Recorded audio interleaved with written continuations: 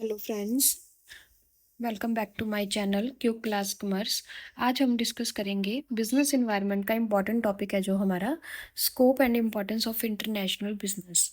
ये जो है हमारे बिजनेस एनवायरनमेंट की यूनिट में आता है जो कि हमारे यूजीसी नेट के एग्ज़ाम के लिए इम्पॉर्टेंट है। और इसमें हमें बताया गया है कि जो इंटरनेशनल बिजनेस है उसका स्कोप क्या है और उसका महत्व क्या है हमारे बिजनेस एनवायरनमेंट में, कि एनवायरनमेंट में इसको क्यों डाला गया। तो इसमें हम पढ़ेंगे कि ये जो है हमारा किससे बना है, इंटरनेशनल मार्केटिंग से क्या करता है, रिलेट करता है। और इसमें जो हमारे ट्रांजैक्शंस होती हैं वो कहाँ होती हैं, नेशनल बाउंड्रीज पे होती हैं। जैसे इंडिया यूएसए से ट्रेड करे या फिर चाइना यूएसए से करे, या मतलब इंटरनेशनल ट्रेड जो है हमारी बाउंड्रीज में होता है। और जो गुड्स और सर्विसेज हैं, टेक्नोलॉजी है, मैनेजेरियल नॉलेज है, कैपिटल है, हम उसका क्या करते हैं, ट्रांसफ़र करते हैं। ठीक है। और अब हम इसमें देख लेते हैं इसका मीनिंग और डेफिनेशन क्या है। मीनिंग है इसका, international trade is a part of total marketing process. ये सारा किस पे डिपेंड करता है, मार्केटिंग प्रोसेस पे डिपेंड करता है।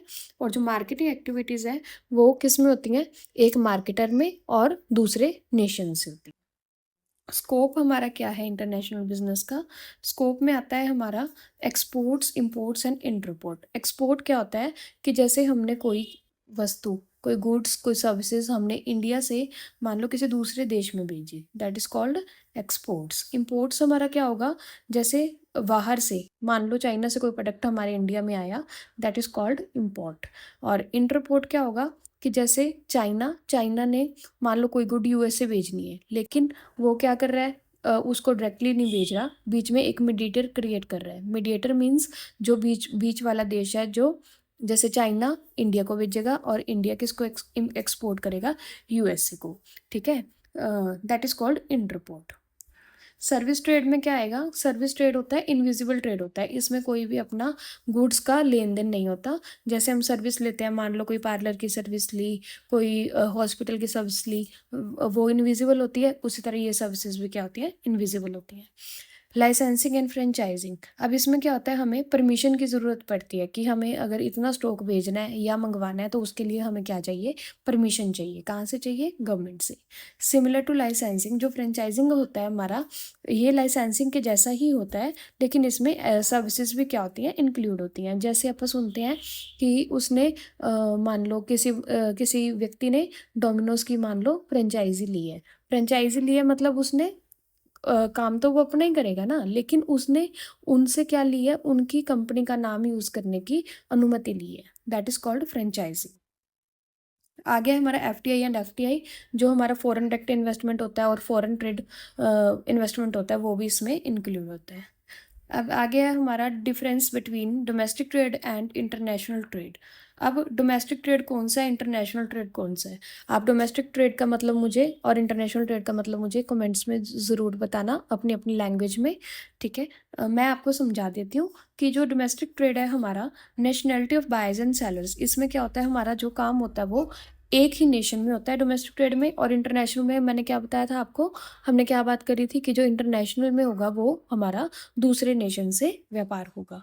सेकंड है हमारा, इसमें कौन इन्वॉल्व होता है, जो डोमेस्टिक होता है उसमें हमारे सप्लायर्स, प्रोड्यूसर्स। सप्लायर्स कौन होते हैं, जो माल को क्या कर रहे हैं, स्टॉक को क्या कर रहे हैं, बना रहे हैं, सप्लाई कर रहे हैं, मतलब एक जगह से दूसरी जगह शिफ्ट कर रहे हैं। प्रोड्यूसर्स कौन होते हैं, जो बना रहे हैं। एम्प्लॉयज़ कौन होते हैं, जो प्रोड्यूसर्स के अंदर काम कर रहे हैं। Middle man of same nation, domestic में मिडल मैन कौन सा होगा, सेम ही नेशन का होगा, उसी नेशन का होगा। अगर इंडिया में स्टॉक बन रहा है, इंडिया में ही क्या कर रहा है, सप्लाई हो रहा है, तो वो मिडल मैन भी कौन होगा, इंडिया का ही होगा, उसी नेशन का होगा। लेकिन इंटरनेशनल में हमारा क्या होगा, अलग होगा, आर ऑफ डिफरेंट नेशन, मतलब सप्लाई कोई और कर रहा है, प्रोड्यूस कोई और कर रहा है, एम्प्लॉयज़ भी किसी और के हैं, मिडल मैन भी कोई और है, और यूज़ कौन कर रहा है प्रोडक्ट, जहाँ पे उसको हमने क्या करा है, एक्सपोर्ट करा है, इम्पोर्ट करा है। उसके बाद है मोबिलिटी, कैपिटल एंड जो लेबर होगी हमारी डोमेस्टिक में वो सेम नेशन की होगी और उसमें हमारी डिफरेंट नेशन की होगी। हेट्रोजीनियस मार्केट जो डोमेस्टिक वाली है उसमें हमारे होमोजीनियस होंगे, मतलब एक ही जैसा सारा कुछ होगा, एक ही नेशन के होंगे, और उसमें होमोजीनियस नहीं होंगे क्योंकि उनका जो रिलीजन है, कास्ट है, वो क्या हो सकता है, डिफ़र कर सकता है, लैंग्वेजेस भी डिफ़र कर सकती हैं। रिस्क है हमारे नेशन में ज़्यादा है और उनके नेशन में कम है, क्योंकि उनका तो प्रोडक्ट बिक ही जाएगा ना अपने देश में। वो तो उनकी इच्छा है, उनको इधर भेजना है या नहीं भेजना, अपन ने मंगवाना है या नहीं मंगवाना।